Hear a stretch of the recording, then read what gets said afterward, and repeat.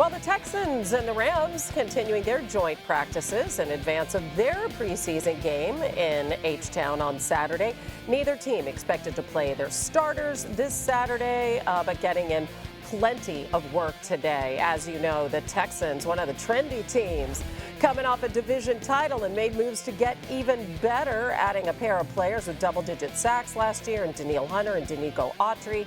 On offense, just the fifth team ever to add a 1,000-yard rusher and a 1,000-yard receiver from the previous year, trading for Joe Mixon and Stephon Diggs. C.J. Stroud asked about his new wideout earlier today.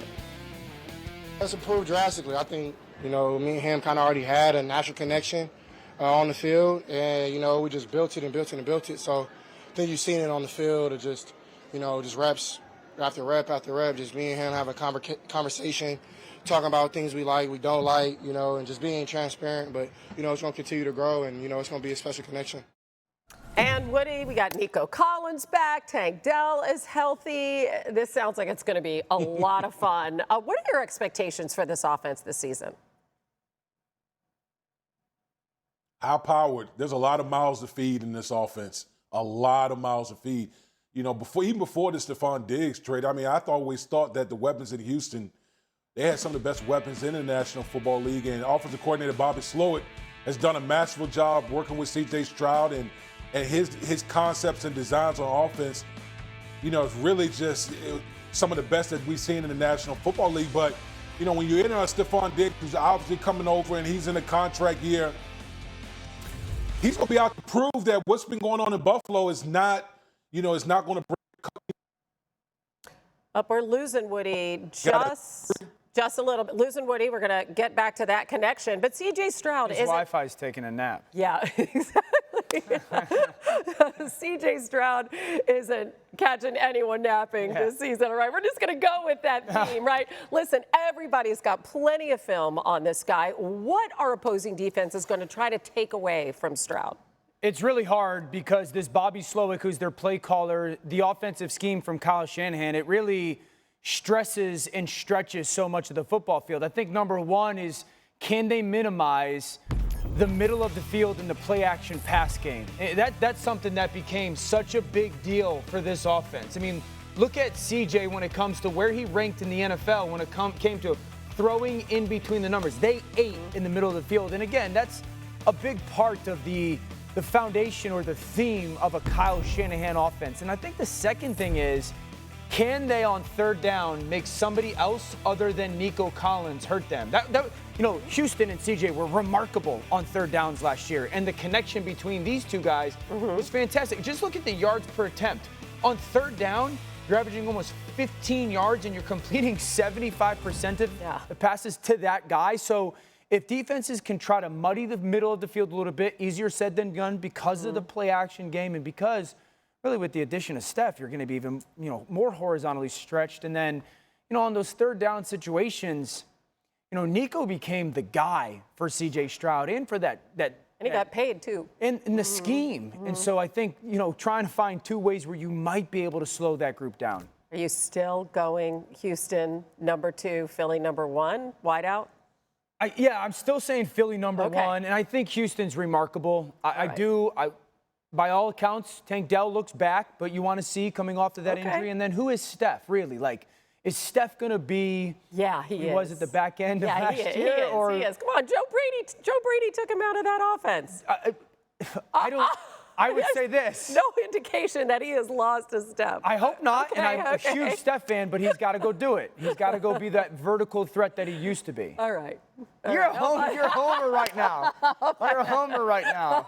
Seattle's in the conversation too. No, they are. There's other good trios. You got me. Titans have a good trio. I'm sticking with Philly. Yeah, okay. I'm sticking with Philly. All right, let's go to Aaron Rodgers. Played 2 drives in their preseason last year in that finale against the Jets. Not this time around, though. Robert Saleh says he's going to leave his quarterback on the shelf until the season opener against the Niners, and was asked about it today. I'm not thinking about it from an injury standpoint because, like I said, you can get hurt at practice. You can get hurt brushing your teeth, for crying out loud. But this has everything to do with whether or not we're preparing ourselves properly and not just looking at checking the old coach's box I feel good about it. We got to go play. Does it really help us in week one? And we've played them in the past, and we're taking this whole offseason. We've taken a different approach with how we're preparing our guys for week one, and hopefully it pans out. Listen, all of Jets Nation is going to be nervous the first time he steps on the field, no matter when it is, Adam. What more can you tell us about this decision regarding the preseason? Hannah, they felt like this was the safest thing to do. And if you remember, last year, Aaron Rodgers got in the last preseason game, played well, everybody was excited, and then lo and behold, goes out, and on the fourth play of the season, everybody knows what happened. And Aaron Rodgers himself has said that he has felt like this has been one of the most, if not the most rigorous training camp of his career. He's gotten in the work that he's needed. They don't need to put him out there unnecessarily in their mind. And so they're going to hold him back. They've had joint practices this summer. They've had various work this summer that they believe has gotten Aaron Rodgers to the point that they believe he's going to be ready for that Monday night regular season opener in San Francisco against the 49ers without exposing him in a third preseason game against the New York Giants. Yeah. And before last year, Dano, he hadn't even played in the preseason since 2018. I mean, this isn't a big deal, right? One, he's 40. He's taking plenty of hits. We don't need to get him more hits. Number two, the team that they're playing in their preseason game 3 is the New York Giants. They've practiced against them all week. So why am I just going to try and do in a game where he could be hit like we've done in practice? It's not needed. And then the third thing is this. This offense is going to fire on all cylinders. With the improved offensive line, with Aaron Rodgers, the only question I have is how much of it is going to be an RPO-centric offense? That's it. That's all I'm really interested in. They do not need to play Aaron Rodgers. And I love the fact that Robert Saleh talked about it, and he said, listen, we've done it this way in the past. We decided as an organization we're going to do it differently in this offseason and preseason. I don't know if it's going to be a positive for us. We'll find out, but at least the method being explained, I totally understand and appreciate. Yeah, we're overthinking this. I mean, Aaron Rodgers has seen plenty of ball. He's 40. Like, does Aaron Rodgers really need preseason games? It's not like he was doing a ton of it in the past, even when he was with the Green Bay Packers. And so they've done, they've had one of their hardest training camps, in the Robert Saleh era. And again, why would you expose your guy that clearly we saw when Aaron Rodgers was out last year, what he meant to that football team?